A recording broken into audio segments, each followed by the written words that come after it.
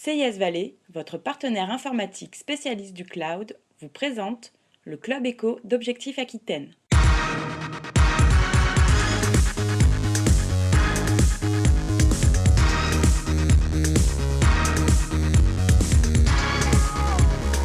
Bonjour et bienvenue dans cette nouvelle émission du Club Éco d'Objectif Aquitaine. Nouvelle émission que nous allons passer en compagnie de Patrice Decieux. Bonjour. Bonjour. Vous êtes le directeur général d'Atland. Alors, on le rappelle, il y a quelques mois maintenant de ça, la RN10 dans les Landes s'est transformée en autoroute. Ça fait maintenant quelques mois. Globalement, quel bilan tirez-vous de l'été, de ces premiers mois de fonctionnement ? Atland a été désigné concessionnaire en janvier 2011 maintenant. Donc après une vingtaine de mois de travaux, nous avons effectivement transformé la RN10 ancestrale, connue de tous, en autoroute A63 moderne. Et ça s'est traduit par une mise à péage qui a eu lieu fin avril 2013. Depuis le mois d'avril, on est donc en statut autoroutier. Un des enjeux importants était effectivement le passage de l'été 2013, où on était pour la première fois en configuration quasiment définitive avec péage. Donc l'été s'est passé comme on l'attendait, c'est-à-dire avec un trafic très élevé. Les travaux avaient évidemment été suspendus comme nous le devions contractuellement en juillet et en août. Il n'y a pas eu du tout de travaux. Et nous avions un trafic qui a été, par rapport à l'année dernière, très légèrement supérieur pour les VL et légèrement inférieur pour les poids lourds. Globalement, conformément à peu près à ce que vous attendiez ? Conformément à ce qu'on attendait, conformément, je dirais, à l'évolution économique actuelle qui fait qu'effectivement le trafic poids lourd est en baisse régulière sur le trafic autoroutier. Plus particulièrement sur la 63 RN10. Pourquoi ? Parce qu'on est très influencé par la péninsule ibérique qui, elle, connaît des reculs de trafic de l'ordre de 8 à 11% sur un an. Et nous, on en subit forcément les conséquences directes. Où en sont globalement les travaux ? Est-ce qu'on peut faire un point sur ce qui a été fait, ce qui redémarre là, ces jours-ci, et quel est finalement le calendrier un peu plus long terme ? Si j'ose dire, à fin avril, lorsque nous avons procédé à la mise à péage, ça voulait dire que pratiquement la totalité des travaux était terminée. Il fallait en particulier que la totalité des mises aux normes soit terminée pour pouvoir obtenir le label autoroute et l'autorisation de passer à péage. Ce qui veut dire qu'aujourd'hui, il nous reste grosso modo 2 mois de travaux qui consistent essentiellement à faire ce qu'on appelle le tapis général, un revêtement général sur les zones qui ont été élargies à 3 voies, de manière à assurer une finition définitive des travaux. Actuellement, on est dans une configuration où 80% du tracé est déjà à 3 voies. À certains endroits, la 3e voie est en circulation, à d'autres, elle ne l'est pas. Ce sont les services de l'État qui ont interdit à certains endroits la mise en circulation de la 3e voie pour des problèmes de sécurité et de contrôle, surtout qu'ils n'avaient pas eu le temps de faire. D'accord. Globalement, on peut espérer d'ici la fin de l'année, donc... Notre objectif, il est clairement qu'au 15 novembre, la totalité des travaux soit terminée. Mais quand je dis la totalité, c'est l'intégralité absolue des travaux. Avec 130 km/h du début à la fin ? Avec 130 km/h du début à la fin, de Salles à Saint-Jour-de-Marennes. Il y aura une toute petite restriction à l'arrivée au sud, dans le sens Bordeaux-Bayonne, où sur le kilomètre et demi de raccordement avec ASF, la limitation sera à 110 km/h parce qu'il y aura une réduction de 3 à 2 voies pour passer de notre section à 3 voies à celle d'ASF qui est à 2 voies. D'accord. On rappelle peut-être le montant global de l'investissement et qui le soutient ? Alors l'investissement total, c'est un peu plus d'1 milliard d'euros qui se décompose en 3 grands volets, je dirais. Un premier gros volet qui était de 400 millions, qui était le rachat à l'État de l'infrastructure existante, puisque cette infrastructure avait été déjà mise à 2 fois 2 voies sur fonds budgétaires et quelque part par l'impôt du contribuable. Le fait de le faire racheter par la concessionnaire fait que l'impôt du contribuable n'a pas servi à aménager la RN10, contrairement à ce que beaucoup de gens affirment et disent toujours. Donc ça, c'était la première partie de l'opération. La deuxième, c'est les travaux réellement exécutés qui sont de l'ordre de 520 millions d'euros. Et à tout cela, il faut ajouter 200 millions de frais financiers, ce qui fait à peu près un peu plus d'1 milliard d'euros d'investissement initial, qui sont financés de 2 façons. D'une part, par les fonds propres apportés par les actionnaires, mes actionnaires, qui sont de l'ordre de 200 millions d'euros, ce qui est un investissement énorme, une mise de fonds importante, donc un engagement, une responsabilité importante, et en gros 900 millions, 850 millions de crédits bancaires auprès d'un pool de 10 banques qui sont venues soutenir le projet. Globalement, la rentabilité est prévue pour 40 ans. Dans 40 ans. principe même des concessions, c'est que l'investissement et ensuite tous les frais d'exploitation que beaucoup de gens oublient, c'est-à-dire qu'au quotidien, nos équipes assurent la surveillance du réseau, viennent assister les automobilistes qui sont en perdition, soit parce qu'ils ont eu un accident, soit parce qu'ils ont eu un incident ou une panne. Et cette surveillance, c'est de la surveillance 24 heures sur 24. Derrière toute cette exploitation, il y a tout un réseau de systèmes d'information et de communication qui sont mis en place. La radio 107.7 qui n'existait pas avant et qui existe maintenant. Un réseau de bandes d'appel d'urgence qui n'existait pas avant et qui existe maintenant. On a reconfiguré également la totalité des aires de repos et des aires de service.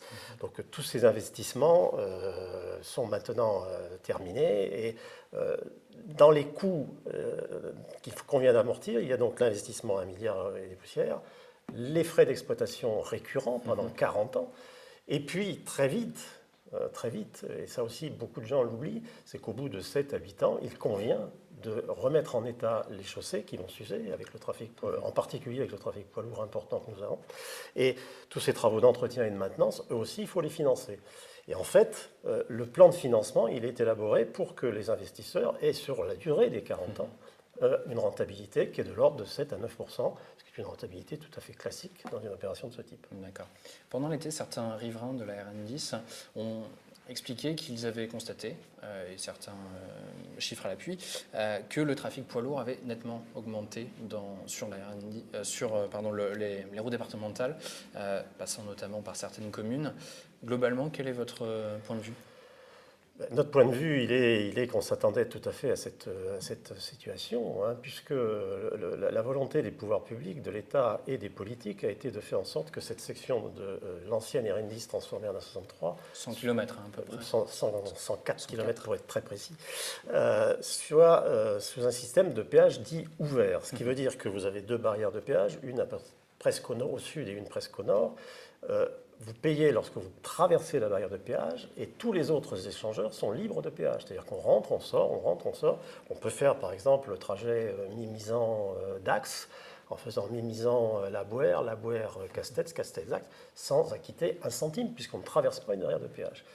Mais l'inconvénient du système ouvert, c'est qu'il est ouvert. Donc quand il est ouvert, il est aussi ouvert dans l'autre sens, c'est-à-dire qu'un certain nombre de transporteurs poids lourds ne souhaitant pas payer le péage, prennent les diffuseurs en amont et en aval de chacune des 2 barrières de péage pour contourner les barrières de péage. Alors c'est évidemment des hypothèses qu'on avait tout à fait étudiées et envisagées et dont on a tenu compte dans notre business plan. Mais pour autant, aujourd'hui, la population s'émeut, les politiques s'émeuvent, les pouvoirs publics aussi. J'ai encore vu une réunion avec le préfet il y a très peu de temps sur ce sujet. Il est clair que c'est la contrepartie, l'inconvénient du système ouvert. Le système ouvert avait pour objectif de protéger le trafic dit de cabotage. Aujourd'hui, ce n'est plus le trafic de cabotage qui en bénéficie, c'est aussi le transit. Et là, il y a clairement une nécessité, une urgence pour les pouvoirs publics de prendre un certain nombre de décisions pour ramener le trafic de transit sur la 63. L'investissement de 1 milliard qui a été fait, il n'est pas fait pour que les poids lourds aillent se promener sur le réseau départemental, parce que ça engendre des problèmes de sécurité très graves, des problèmes de durabilité, de pérennité des ouvrages, puisque ces routes ne sont pas conçues pour recevoir un tel trafic poids lourd. Vous l'avez chiffré, cette déperdition, si je puis dire, tout à fait. Nous, dans nos hypothèses de trafic, qui font partie de la partie recette de notre business plan, puisqu'on a 1 milliard, j'ai 1 milliard à rembourser, alors qu'il est. C'est le péage qui vient, bien évidemment, assurer le financement de ce remboursement.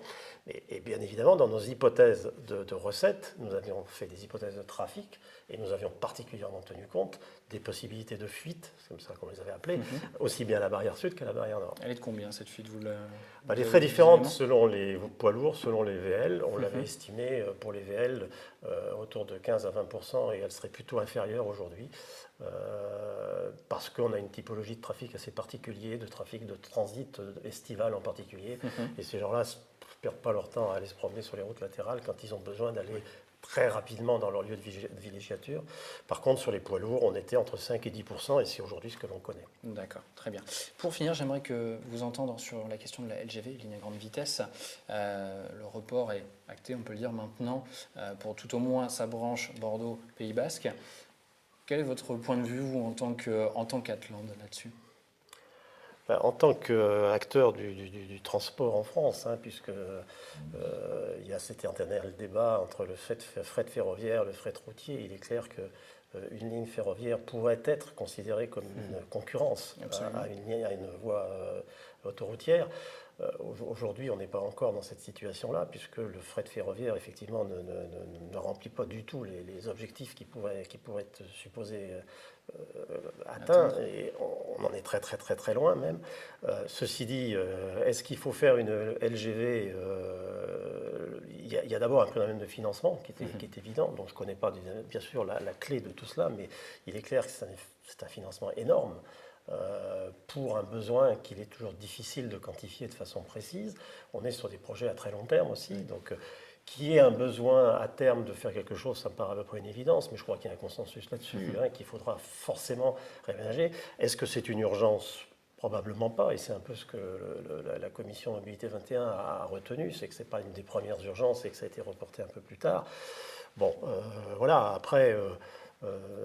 est-ce qu'il y avait d'autres solutions envisageables avec un réaménagement de la voie ferrée existante? Bon, tout ça, c'est des questions. Je ne suis pas spécialiste du transport ferroviaire et en particulier du fret, mais il y a aussi l'aspect voyageur qui est important dans ces affaires-là.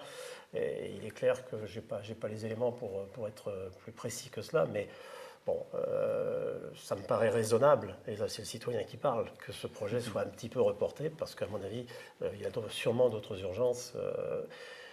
Mais dans un schéma d'aménagement général, il est clair qu'il faut qu'il soit intégré. En plus, il y a des engagements qui ont été pris vis-à-vis de l'Espagne, hein, de raccordement, qu'il faudra tenir. Hein, ça me paraît à peu près évident. Alors après, c'est des choix politiques, hein, des enjeux politiques. Est-ce qu'il faut faire Toulouse avant Bordeaux, enfin avant Bayonne? Bon, ça c'est des choix politiques après. Patrice Dessiaux, merci beaucoup de nous avoir rejoints sur ce plateau. Bonsoir. Bonne journée à vous, merci. On vous retrouve demain pour une nouvelle émission du Club Éco. Le Club Éco d'Objectif Aquitaine vous a été présenté par CIS Valais, votre partenaire informatique spécialiste du cloud.